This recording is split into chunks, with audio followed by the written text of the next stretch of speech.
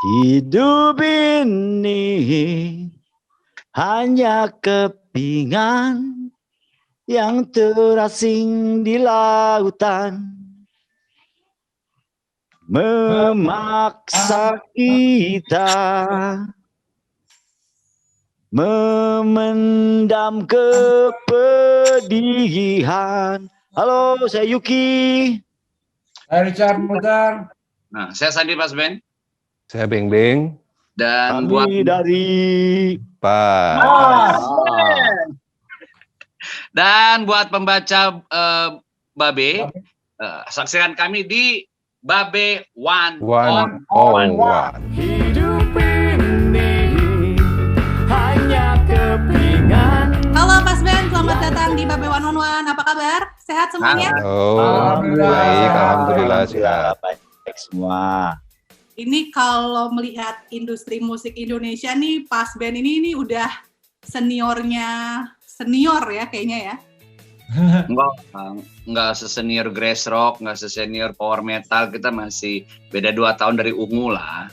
Setelah ini pertama kali Pas Ben itu lahir tahun 90 ya Kang ya?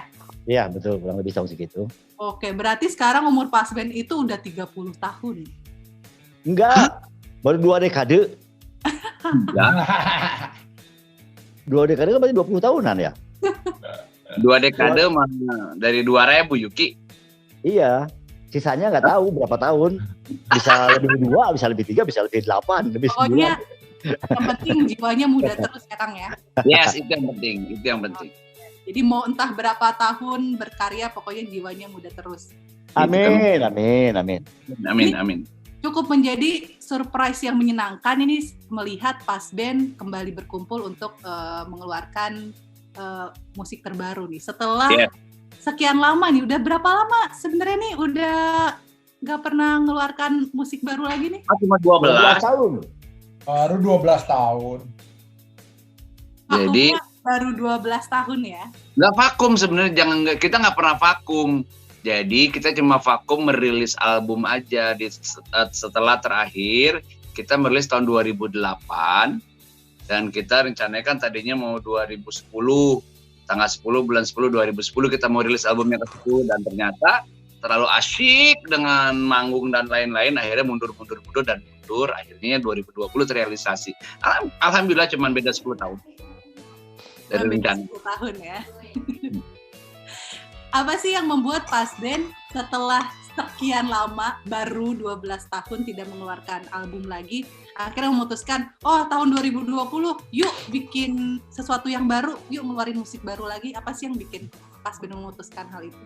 Kita woles aja, slow aja, go with the flow gitu lah. Kata Sandi kan tadi kayak rencana kita merilis di album ke-10 di tanggal 10 bulan 10 2010 yang kelewat gitu.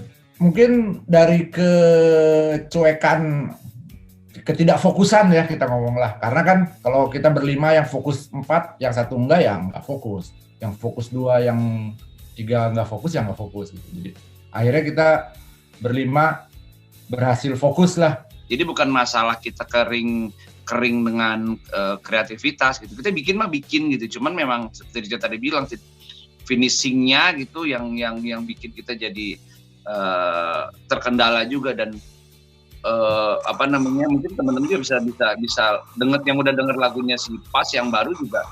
Di sini Yuki kan mengalami perubahan yang sangat besar ya dalam dirinya, yang awal-awal sangat berbeda lah lirik yang Yuki buat di album-album awal dengan yang sekarang gitu. Itu juga salah satu yang membuat si Pas juga mundur karena memang Yuki butuh pendalaman lebih untuk bisa bikin lirik. Nah, untuk itu mungkin Yuki bisa cerita, Ki. Ini memang pertarungan yang hebat terus terang sepanjang 10 tahun ini buat saya pribadi. Jadi banyak kepahaman lama yang akhirnya harus saya tinggalkan.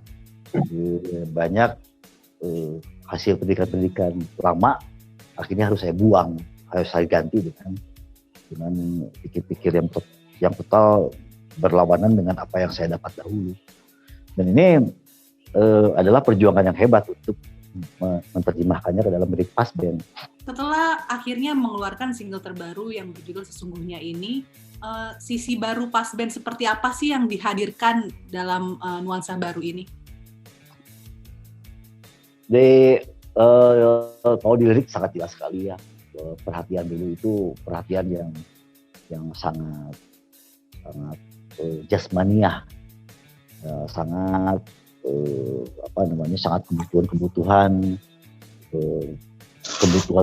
pemuasan kebutuhan atas keinginan jasmaniah ya. Di lagu baru ini semuanya totally berlawanan. Sekarang semua pemenuhan kebutuhan itu ruhaniah sifatnya. Jadi apa yang diceritakan adalah dari perasaan yang sangat dalam dari jiwa kita.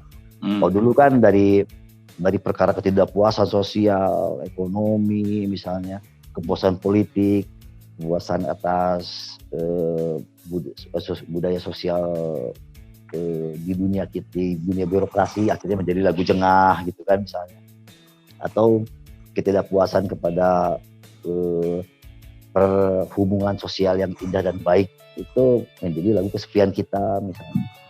Terus banyak sekali lagu-lagu yang berdasarkan itu. Nah ini totally nggak ada bicara tentang itu, tentang kepuasannya, matanya jasmani, mulutnya jasmani, perutnya jasmani, udah nggak ada itu gitu. Ada kekhawatiran nggak sih ketika Pasben muncul dengan gaya baru, dengan nuansa baru, kalau bisa dibilang sangat berbeda dengan image yang sudah tertanam oleh banyak orang tentang Pasben dari sebelum-sebelumnya gitu. Ada kekhawatiran nggak sih bahwa mungkin orang-orang merasa asing dengan apa yang ditawarkan Pasben saat ini? Kalau saya pribadi nggak punya ketakutan. Nggak tahu kalau teman-teman yang lain. Teman yang lain gimana? Saya enggak. Kalau ya pendapat saya pribadi sih sebenarnya Pasben tidak pernah membuat sesuatu membangun band gitu ya, image kita itu supaya orang suka, nggak ada sih. Kita membuat sesuatu yang jujur, baik itu karya, baik itu bandnya sendiri, image-nya sendiri gitu. Si Pasnya sendiri memang secara internal di dalam grupnya memang tidak pernah membuat satu pagar garis merah yang tidak boleh dilewati misalnya. Yeah. Kita tidak memainkan jazz atau kita tidak memainkan reggae. Kita jangan sampai memainkan lagu-lagu slow rock, nggak ada. Ya memang semuanya saling mengisi aja. Semua influencer mengisi, tapi akhirnya kalau takut atau tidak ya kebetulan anak-anak udah rada kebal juga sih, maksudnya nggak ada takutnya juga sih kalau masalah itu. Kayak sekarang bahwa ini bisa terjadi juga karena ya satunya mungkin yang Richard bilang itu fokus, dan keduanya juga saya lebih ini bahwa akhirnya kita bisa lebih bertenggang rasa itu, lebihnya gitu. Jadi bagaimana? Oh iya, ya sudah, kita tidak boleh dibilang lebih bisa menurunkan ego masing-masing gitu. Yang dulu mungkin, dan itu sebenarnya karya-karya Pas juga. Kalau boleh ini saya sekarang bahwa itu bukan dari keegoan masing-masing, tapi dari toleransi masing-masing ininya. Itu bisa tidak hanya sekarang gitu, waktu album Individuality bagaimana Trisno pingin bikin lagu yang tanpa saya main gitar, tanpa Yuki nyanyi, tanpa Richard main drum, saya pingin bawa player yang lain, ya sudah gitu. Jadi toleransi itu yang ada di kita, dan itu mungkin kalau boleh saya ini bahwa ketika kita bikin 2008, nah, toleransi itu sedikit memudar gitu. Jadi kita masih dengan keegoan yang lebih gitu. Dan akhirnya ketika setelah terakhir bahwa toleransi terhadap personal yang lain itu muncul lagi. Pasben ini kan dikenal sebagai band yang memiliki fanbase yang solid, yang kuat. Nah, berarti kan mereka juga sudah tumbuh bersama Pasben selama 30 tahun ini. Nah, kabarnya tadi saya dengar bisik-bisik ada keterlibatan para fans di video musik terbarunya, itu boleh diceritain? Nah, satu hal yang tidak dimiliki oleh band-band baru adalah yang Keiko tadi bilang, fanbase yang sudah sangat kuat, yang sangat solid, dan ini yang kita mau tunjukkan sebagai sebagai apresiasi juga, karena Pasben bisa seperti sekarang karena dukungan dari si fans-fans ini gitu. Kang, boleh nyanyiin sedikit nggak single barunya buat para pemain? Sedikit. Oke. Siap. Maafkan aku yang telat pahami mimah jiwamu dari bahagia yang sesungguhnya.